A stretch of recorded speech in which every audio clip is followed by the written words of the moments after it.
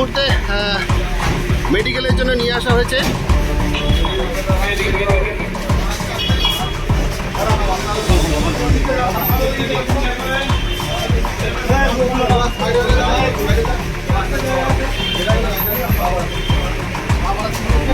চল আগে চল আগে চল আগে চল।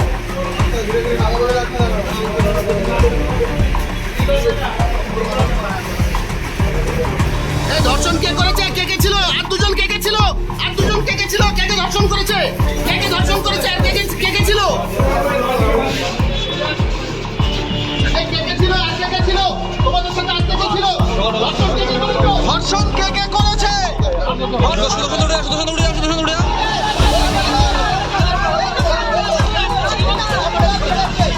সুইফট অ্যাকশন নিয়েছে পুলিশ, এটা নিয়ে কোনো রকম আমাদের দলের কোনো নেতা কিছু স্টেটমেন্ট দেননি। ফলে আমাদের পক্ষেও আইনের পথে চলবে এবং সরকার দেখছেন, এর বাইরে আমি কিছু বলবো না।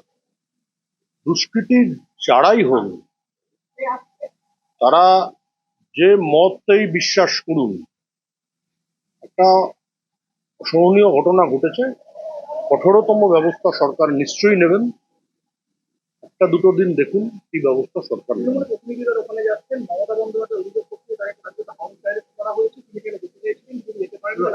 না, এটা বোধহয় ঠিক বলছেন না, কারণ কোনো খবর তো কারোর কাছে নেই এরকম। আর এতগুলো ঘটনা ঘটেছিল ওনাদের আমলে 15 বছরে, কোথায় কোথায় গেছেন? আমাদের কামদুনিতে গেছিলেন, আরজি করে গেছিলেন, সবকিছু প্রমাণ ধামাচাপা দেওয়ার চেষ্টা হয়েছে। আর এই সরকারের আমলে তদন্ত হচ্ছে, এসআইটি গঠন হয়েছে, আইজি ওখানে নিজে ব্যবস্থা দেখছেন অপরাধীরা যাতে ছাড়া না পায়। প্রমাণ ধামাচাপা দেওয়ার কোনো চেষ্টা হচ্ছে না। এই ফান্ডামেন্টাল ডিফারেন্সটা বুঝতে হবে। কোনো রকম ভাবে দুষ্কৃতীদের ক্ষেত্রে কোনো সফট অ্যাটিটিউড আগের সরকারের মতো এই সরকার দেখাচ্ছে না এবং কঠোরতম ব্যবস্থা গ্রহণ করছে।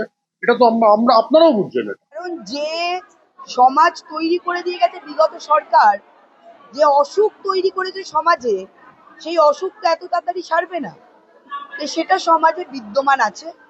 কিন্তু আমাদের সরকার, আপনারা জানেন যে গুন্ডা দমন আইন এনেছে, এবং যারা এই ধরনের কাজ করবে অলরেডি আটক হয়েছে 4 জন, এবং যে এরকম ঘটনা ঘটিয়েছে তার দৃষ্টান্তমূলক শাস্তি সরকার দেবে। এটা আমরা হলফ করে বলতে পারি, এটা আপনারা মিলিয়ে নেবেন। এটা বিগত সরকার নয়, এই সরকার জনদরদী সরকার, এই সরকার মানুষের সরকার। যে এই ধরনের কাজ করেছে সে শাস্তি পাবে। দেখুন, সরকারের বয়স কত? 2 মাসও তো হয়নি। একদিনেই কি একটা আপনার ক্যান্সার হয়েছিল, ক্যান্সার 1 মাসে সেরে যাবে? এটা আপনি ভাবেন? তা নয়। এই যে আইন আনা হচ্ছে, শাস্তি পাক, ঠিকঠাক গ্রেপ্তার হোক, সাথে সাথে গ্রেপ্তার। আগে তো খুঁজেই পাওয়া যেত না। আগে তো বলতেন তদন্ত হোক, ওটাও বিরোধীরা করেছে, ওটা খতিয়ে দেখতে হবে, নিজেদের মতো করে স্ক্রিপ্ট লিখে ফেলতেন। এখন কিন্তু হবে না, সাজানো ঘটনা এটা কিন্তু এখন আর চলবে না। এখন সরকার সাথে সাথে তদন্ত করবে এবং সাথে সাথে গ্রেপ্তার হয়েছে, কারোর ছুট নেই। না, আমি কালকেই ওনার বাবার সঙ্গে কথা বলেছি। ওনার বাবা বিচার চেয়েছেন। জঘন্যতম ঘটনা, সিট গঠন হয়েছে। পরিবারের পক্ষ থেকে 4 জনের বিরুদ্ধে অভিযোগ দেওয়া হয়েছিল, 2 জনকে গ্রেপ্তার করা হয়েছে, 3 জনকে ডিটেন করা হয়েছে, যাদের সঙ্গে পলাতক 2 আসামির ফোনে কথোপকথন পেয়েছে পুলিশ। পুরো আইজির নেতৃত্বে পুলিশ, এসটিএফ সবাই কাজ করছেন। ওনার পরিবার যা যা চেয়েছেন সরকারের কাছে, সেই কাজ সরকার করছে। আমি আশা করি যে তদন্তের মাঝপথে আমার না বলাই ভালো, কিন্তু এটুকু আমি বলে দিচ্ছি, পরিবার যেভাবে জাস্টিস চেয়েছেন, পরিবার সরকার এবং পুলিশের কাছ থেকে যে যে সহযোগিতা চেয়েছেন সেটা তারা পাবেন। মোট 4টি মামলা হয়েছে। একটি এই জঘন্যতম অপরাধের মামলা ছাড়া আরও 3টি মামলা হয়েছে। সম্ভবত আমি এক্ষুনি বলবো না, আমি কাউকে ক্লিয়ারেন্স দিতে চাই না, পুলিশ বলবে। যেটা মব লিঞ্চিং হয়েছে, এর পিছনে একটা কমিউনাল অ্যাঙ্গেল ছিল। রেল লাইনে যেভাবে রেলপথকে উপড়ানো হয়েছে, আমাদের অতীত ইতিহাস মনে পড়ছে। 2019-এর সিএ বিরোধী আন্দোলন বা কিছুদিন আগে ওয়াকফ অ্যামেন্ডমেন্ট বিরোধী আন্দোলন।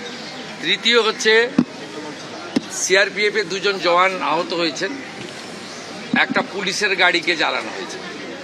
আপনারা নিশ্চিন্তে থাকুন, প্রথমটার তো বিচার দেব, ক্যাপিটাল পানিশমেন্ট দেব। ওর বাবা যা যা চেয়েছে সব করবে মুখ্যমন্ত্রী, সাথে সাথেই ফোনে কথা বলেছে। তো আমি খুশি যে ওনারা আমার আস্থা রেখেছেন। বাকি 3টে বিষয় যারা যুক্ত, যারা অতৃপ্ত আত্মা, ভোটে হেরে যারা ঘরে ঢুকে গেছিলেন, এখনো ঢুকে আছেন, এই তিনজন মিলে এই যে 3টে কাণ্ড করেছে না, এদেরকেও কিন্তু ভুগতে হবে। এমন ভোগাবো বুঝতে পারবে।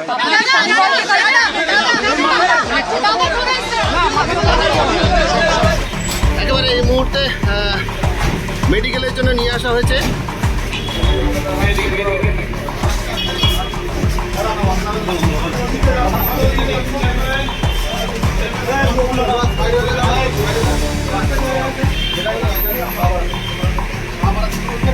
চল আগে চল আগে চল আগে চল।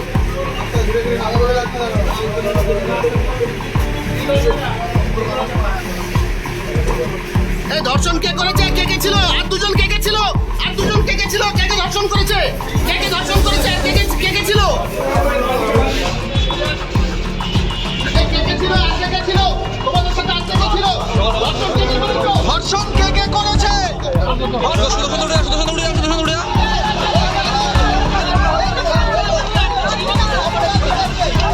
আমাদের ভিডিও ভালো লাগলে লাইক এবং শেয়ার করুন।